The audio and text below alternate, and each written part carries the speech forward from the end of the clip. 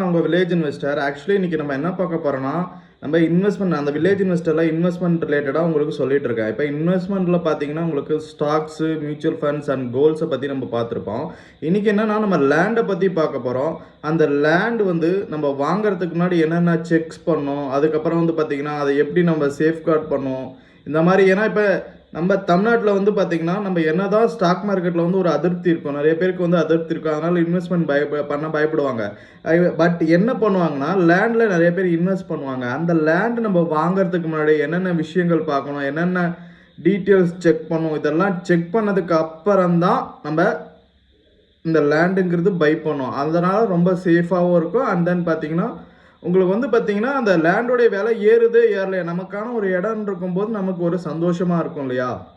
But அந்த லேண்டே வந்து இப்ப நெறைய ஃபோர்ஜரி பண்றாங்க. அண்ட் தென் பார்த்தீங்கன்னா, போலியா டாக்குமெண்ட்ஸ் கிரியேட் பண்றாங்க. இத பத்தி நம்ம வில்லேஜ் இன்வெஸ்டர் சேனல்ல அடுத்தடுத்து நம்ம பார்ப்போம். ஏன்னா, நம்ம இன்வெஸ்ட்மென்ட் பண்றதுக்காக மட்டும் இல்ல, இன்வெஸ்ட்மென்ட் எப்படி நம்ம சேஃப் அண்ட் செக்யூரா பண்றதுக்காக இந்த வீடியோஸ்லாம் பண்ணிட்டு இருக்கோம். அதுல வந்து பார்த்தீங்கன்னா, இப்போ ஒரு லேண்ட் வாங்குறீங்கன்னா, அதுக்கு முன்னாடி என்னென்ன பார்க்கணும், என்ன விஷயம் நோட் பண்ணணும் அப்படின்னு சொல்லிட்டு நம்ம பார்க்கணும். அதாவது எனக்கு இது உண்மையான சம்பவமா நடந்த சம்பவமும் இருக்குது. அதையும் நான் உங்கள்ட்ட பெர்சனலா ஷேர் பண்ணேன். இப்ப நெறைய பேர் சொல்லுவாங்க, "ஒரு பட்டா இருந்தனா ஒரு லேண்ட வாங்கிடலாமா?"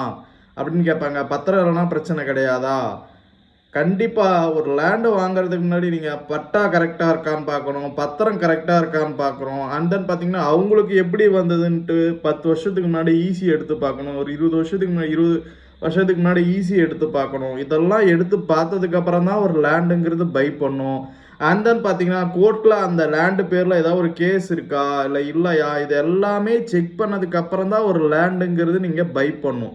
அதுக்கு முன்னாடி நம்ம லேண்ட் இடம் கம்மியா கிடைக்குது, ரேட் கம்மியா குடுக்குறாங்கன்னு சொல்லிட்டு நம்ம போய் இப்போ வாங்கணும்னு வச்சுக்கங்களேன், அதுல நெறைய ஸ்கேம் இருக்குது.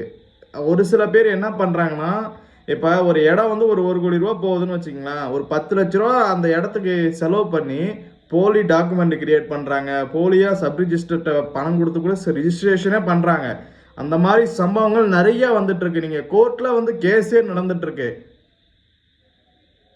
இது என்னுடைய பர்சனல் எக்ஸ்பீரியன்ஸ்ல இந்த மாரி நடந்திருக்கு. அதையும் நான் உங்களுக்கு ஷேர் பண்றேன். அதை எப்படி நான் கையாண்டேன்னு சொல்லிட்டு அதையும் உங்களுக்கு ஷேர் பண்றேன் ஃபிரெண்ட்ஸ்.